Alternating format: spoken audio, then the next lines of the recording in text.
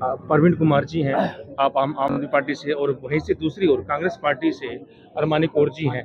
तो जनता ये जानना चाहती है वो भाजपा पार्टी को यानी कि आपको वोट क्यों दें।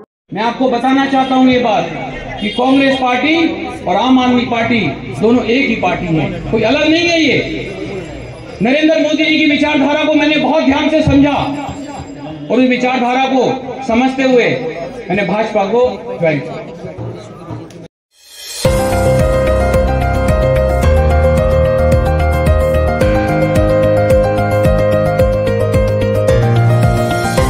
नमस्कार, मैं हूं इस समय जनकपुरी विधानसभा। यहां पर जैसे देख रहे हैं भाजपा की झांकियां लगी हुई हैं। यहां पर आशीष सूद जी आने वाले हैं। आइए थोड़ा पब्लिक से जानते हैं कि इस बार उनको क्या माहौल लग रहा है, क्या सचमुच उन्हें आशीष सूद चाहिए या इससे पहले जी जो आम आदमी पार्टी के विधायक थे और इनके जो सामने खड़े हैं आम आदमी पार्टी के परवीन कुमार जी। बातचीत करते हैं, क्या कहते हैं। नमस्कार माता जी। तो मैम क्या लगता है इस बार क्या माहौल है। अच्छा माहौल है। इस बार कौन सी सरकार आनी चाहिए। यही आनी चाहिए। आशीष जी। हाँ जी।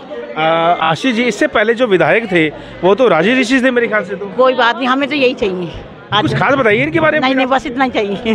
नहीं, इनकी योजना इनसे पूछिए मेरे को। आपको ये तो चाहिए। हाँ, कुछ योजनाओं के बारे में तो मालूम। हाँ जी, सिलेंडर के लिए हम बोल रहे हैं, बिजली का हो जाए, सब कुछ हो जाए, सब कुछ हम कर लें। हाँ जी, महंगाई बहुत है, थोड़ा हमारे लिए करो।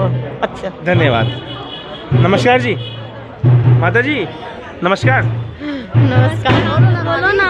नमस्कार। हैं, कहाँ रहते हैं। ये पाली फैक्ट्री के पास। यहीं पे। हाँ जी। क्या लगता है क्या माहौल है। अच्छा है, सब चीज़ अच्छा है। क्या अच्छा है। किसी इस बार कौन सी सरकार आनी चाहिए। अभी भाजपा, आम आदमी पार्टी या कांग्रेस। अब देखो वो तो जनता के ऊपर है कि कौन। सिर्फ 7 दिन रह गए हैं 2025 का ये चुनाव।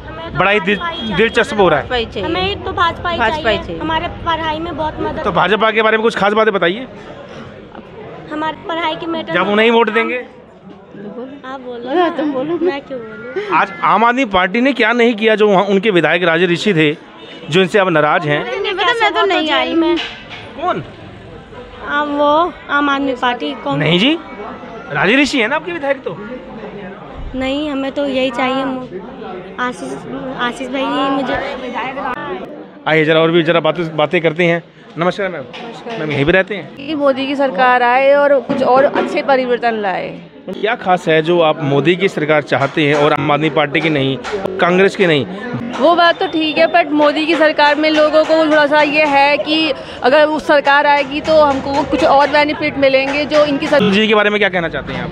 जी, हम ये कहना चाहते हैं कि ये एक अच्छे नेता हैं और आगे जाके और भी अच्छे नेता साबित होंगे अगर ये जीते हैं तो। कभी आशीष जी से मिले हैं आप। हाँ जी, मिले हैं। बातचीत हुई है। हाँ जी, बातचीत हुई कोई है। काम कुछ जो रुका वो काम कार्य हुआ है। हाँ जी, हुआ है।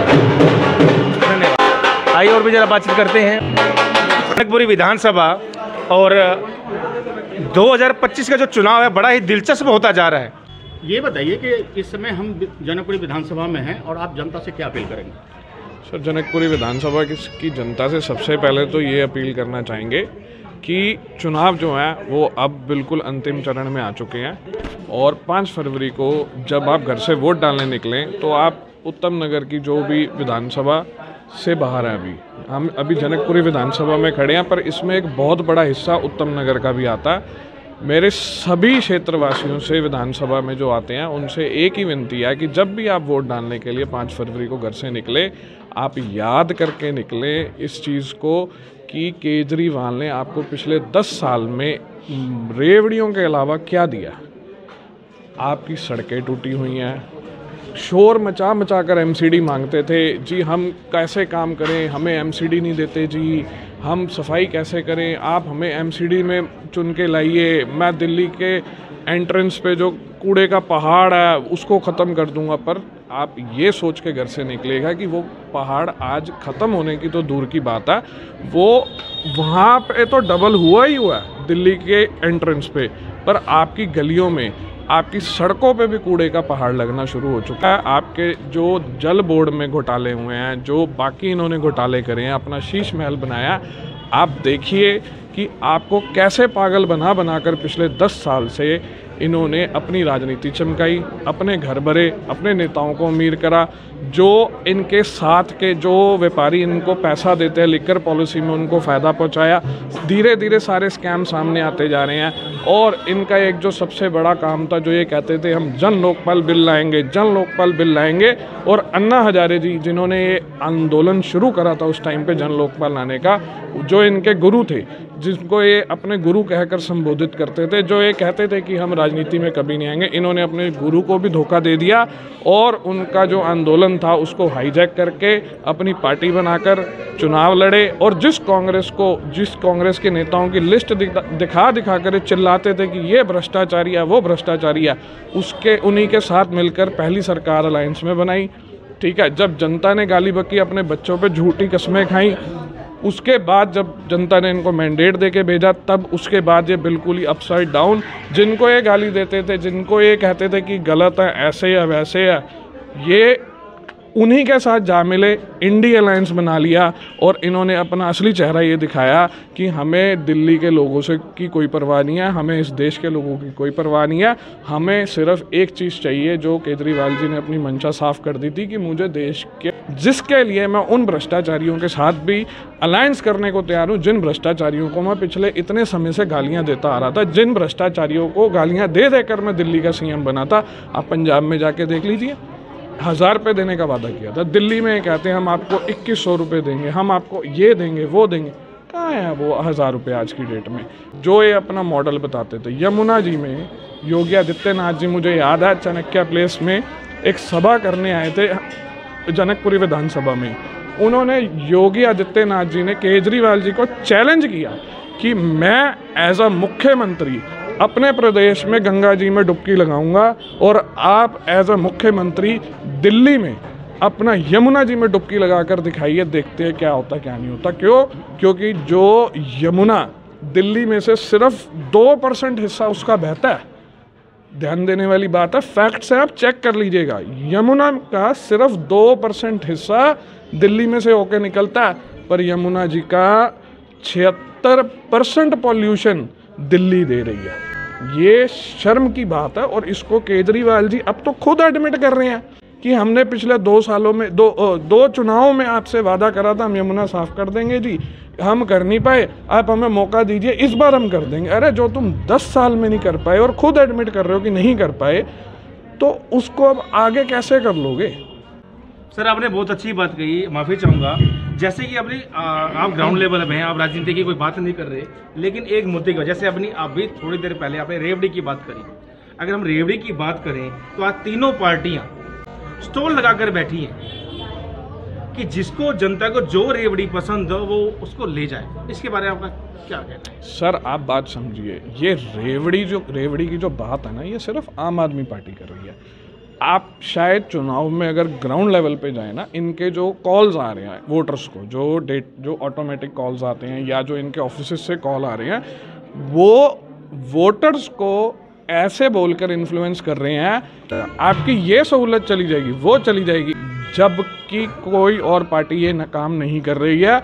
उन्होंने क्लियर बोला कि आपको ये डराया जा रहा है और अगर भाजपा की सरकार आती है तो उन सुविधाओं को बढ़ाकर दिया जाएगा। आप मेंटल जो सेटिस्फैक्शन है आप उसको देखिए, जो एक राजनीति की बात है, जो एक प्रैक्टिकल बात है, आप उसको देखिए कि आप जो सुविधाएं लोगों को दे रहे हैं उनको बंद क्यों करेंगे? अगर भाजपा की सरकार आती है, जो कि आ ही रही है, वो लोगों की सहूलत बंद कर अपना नुकसान क्यों कराएगी? क्या इस रेवड़ियों से अर्थव्यवस्था पे कोई फर्क नहीं पड़ेगा? सर रेवड़ियों से अर्थव्यवस्था पे फर्क पड़ता है, बट भाजपा उस रेवड़ी की बात नहीं कर रही है। मैं आपको फिर बता रहा हूँ, ये हमारे लोगों की सोच है। आज भी मैं एक एरिया में डोर टू डोर कैंपेन में हिस्सा लिया मैंने, तो वहाँ पर लोग ये बात कर रहे थे कि जी केजरीवाल के लोग ये कह रहे हैं कि अगर हम भाजपा को वोट देंगे तो आपकी जो 200 यूनिट बिजली है वो ख़त्म हो जाएगी। परंतु आप इस चीज़ को समझिए, वो ख़त्म नहीं होगी, उसको और अच्छे से बनाकर जनता को दिया जाएगा, कंटिन्यू रखा जाएगा, ताकि लोग इस डर में वोट करने ना जाएं कि कहीं हमारी 200 यूनिट बिजली ना चली जाए। आप बात को समझिए। जनकपुरी विधानसभा की अगर हम बात करें तो यहाँ जनता की क्या समस्या है, और अगर आप लोग जीत के आते हैं, अगर भाजपा यहाँ से जीतती है तो क्या बदलाव करें? देखिए, सबसे पहले तो ना, जो जनकपुरी विधानसभा है, एक ऐसी विधानसभा है जिसमें अर्बन वोटर भी है, रिच वोटर भी है, एक रूरल वोटर भी है, पुअर वोटर भी है, मिडिल क्लास वोटर भी है, हर तरह का वोटर है।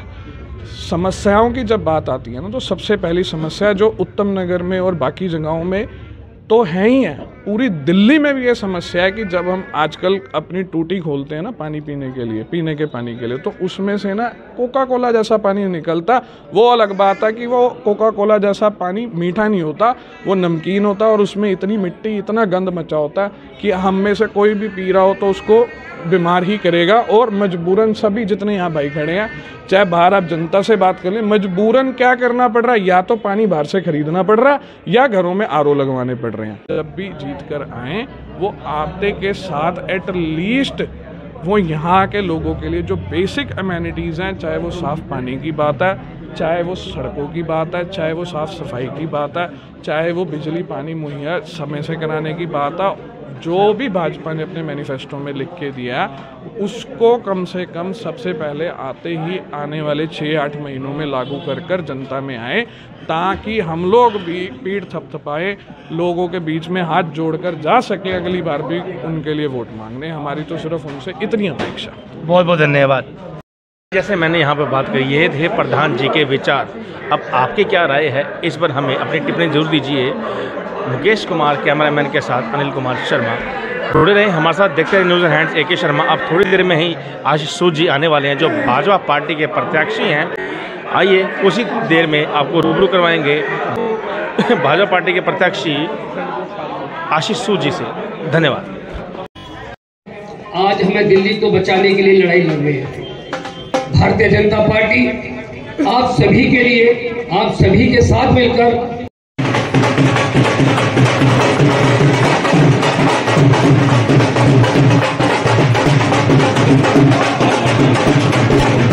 भाई साहब मंच पर आ जाए, क्योंकि छोटा भाई, मैं भाई साहब सबको बता रहा था, हर भाई चुनाव आते हैं, इसको पूछता हूँ भाई सही पार्टी चुन ले, कहता नहीं भाई साहब मेरी मजबूरी है। अभी जब भाई साहब को टिकट मिली तब भी मैंने इसको बोला, कह रहा नहीं हरबानी गौर मेरी छोटी सिस्टर जैसी है, मेरी मजबूरी है भाई साहब। लेकिन इसने जाके कांग्रेस की सभ्यता देखी, हमारे भारतीय जनता पार्टी के कार्यकर्ताओं की लगन और प्यार देखा, जो ये कहता है मुझे आशीष जी से जुड़ना है। गुरमीत जी और दीपक शर्मा जी आखिर में ये भी स्वागत बहने वो तो, लेकिन आज इन्होंने मुझे जब बताया कल कि भाई मैं भाजपा में ज्वाइन कर रहा हूं, तो मुझे बहुत खुशी हुई, क्योंकि मेरे क्षेत्र का, मेरे ब्लॉक का रहने वाला मेरा साथी जो मेरे कंधे से कंधा मिलाकर मेरे साथ काम करेगा, ऐसा मेरा एक बाजू तैयार हुआ है, मेरा साथी जो मेरे साथ रहेगा। आप सभी आज भाजपा की सदस्यता ग्रहण ली है, उनका सभी का बहुत बहुत आभार।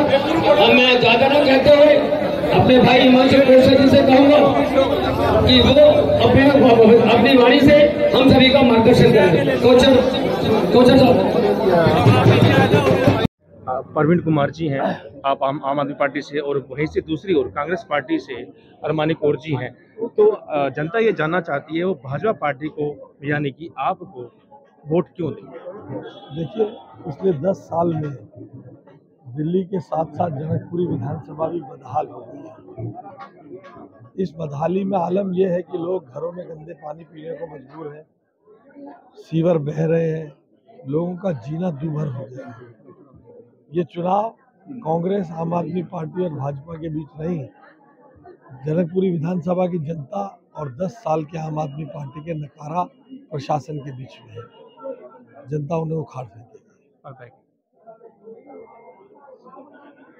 जनकपुरी विधानसभा की जो प्रमुख समस्याएं हैं आपके नजर में क्या है, मैंने और आपको अगर बताया, आप जीतते हैं तो पहली प्राथमिकता क्या मैंने होगी? आपको बताया, जनकपुरी विधानसभा की सबसे बड़ी समस्या गंदा पानी और बहता सीवर है, जो लोगों के घरों में घुस के उनका जीना दूभर कर रहा है। हम 6 महीने में जो कैबिनेट का बजट पास होगा उसमें से हिस्सा लेकर, इस विधानसभा का हिस्सा लेकर 6 महीने में यहाँ के पानी और सीवर की लाइनों को बदलेंगे। आम पार्टी का प्रश्न है कि भाजपा यानी आपके पास पार्टी के लिए कोई सीएम का चेहरा नहीं है, यानी कोई दूल्हा नहीं है, उसके बारे में आप क्या कहना चाहेंगे? देखिए, ये सवाल बेमानी सवाल है, इन चीज़ों में कुछ नहीं रखा, क्योंकि आम आदमी पार्टी के मुखिया दुनिया को झूठ बोल रहे हैं। सुप्रीम कोर्ट के ऑर्डर के अनुसार वो कभी अब मुख्यमंत्री बन नहीं पाएंगे, इसलिए वो बताएं वो किसको मुख्यमंत्री बनाएंगे, किसी सिख को, गैर सिख को? सिख में बनाएंगे तो रामगढ़िया को बनाएंगे, या जट सिख को बनाएंगे, या किसी वाल्मीकि को बनाएंगे, या प्रजापति को बनाएंगे, आतिशी को बनाएंगे, या सौरभ भारद्वाज अब खड़ाऊ पकड़ेंगे? वो अपनी बातों से ध्यान हटाने के लिए इस तरह की बात करते हैं। बहुत धन्यवाद। बहुत बहुत धन्यवाद।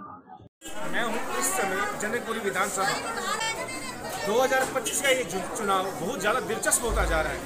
आइए जानते हैं क्यों, आइए जानना चाहते हैं कि ऐसे समाज सेवी जो हर कहीं ना कहीं सोशल मीडिया में अग्रसर रहते हैं, कुछ न कुछ कार्य में हर चाहे किसी प्रकार की कोई भी मदद हो वो हमेशा आगे रहते हैं। हम जानना चाहेंगे आखिर ऐसा क्या हुआ जो शुरू से कांग्रेसी के सेवादार रहे हैं, वफादार रहे हैं, तो ऐसा क्या कारण हुआ जो उन्होंने भाजपा में ऐसे कौन से मुद्दे थे जो प्रभावित कर रहे हैं? वो ऐसा झूठा है जिसने इस दिल्ली के अंदर लोगों को शराब पिलाने का काम किया, और आज उन्हीं आदमियों को जिन्होंने उसने शराब पिला के नाली में गिराया, आज उन्हीं औरतों की सहानुभूति लूटना चाहता है 2100 रुपये देके। केजरीवाल की ये नीतियाँ दिल्ली की जनता समझ चुकी है।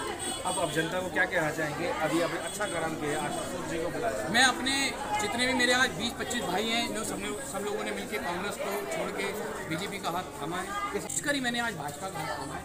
और मैं विश्वास दिलाता हूँ कि जनकपुरी विधानसभा के कुछ मेरे भाई मिलाप नगर से भी हैं, कुछ सीतापुरी से भी हैं, कुछ वीरेंद्र नगर के भी हैं, तो सब जनकपुरी विधानसभा है।